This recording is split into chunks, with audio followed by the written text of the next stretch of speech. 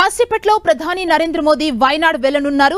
వైనాడ్లో కొండచెరలు విరిగిపడిన ప్రాంతంలో aerial survey చేయనున్నారు. అనంతరం బాధితులు ఆశ్రయం పొందుతున్న సహాయక శిబిరాల్ని కూడా సందర్శించనున్నారు.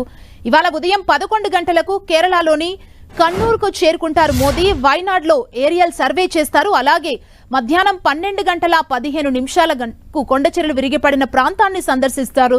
అనంతరం బాధితులను, చనిపోయిన వారి కుటుంబ సభ్యుల్ని ఆయన కలుస్తారు. అదే సమయంలో వైనాడ్లో జరుగుతున్న పునరావాస పనులను ప్రధాని మోదీ పర్యవేక్షిస్తారు.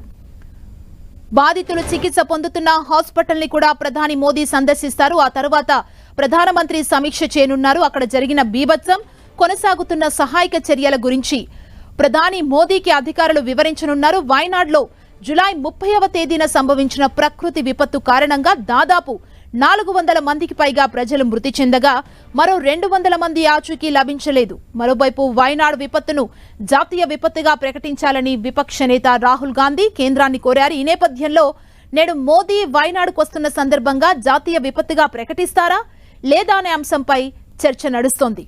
భయంకరమైన విషాదాన్ని వ్యక్తిగతంగా తెలుసుకునేందుకు వెళ్లాలన్న ప్రధాని మోదీకి ధన్యవాదాలు తెలిపారు కాంగ్రెస్ అగ్రనేత రాహుల్ గాంధీ. ప్రధాని మోదీ సరైన నిర్ణయం తీసుకున్నారని, ఒకసారి విధ్వంసాన్ని ప్రత్యక్షంగా చూసిన తరువాత వైనాడ్ దీన్ని జాతీయ విపత్తుగా ప్రకటిస్తారని ఆశాభావం వ్యక్తం చేశారు రాహుల్ గాంధీ.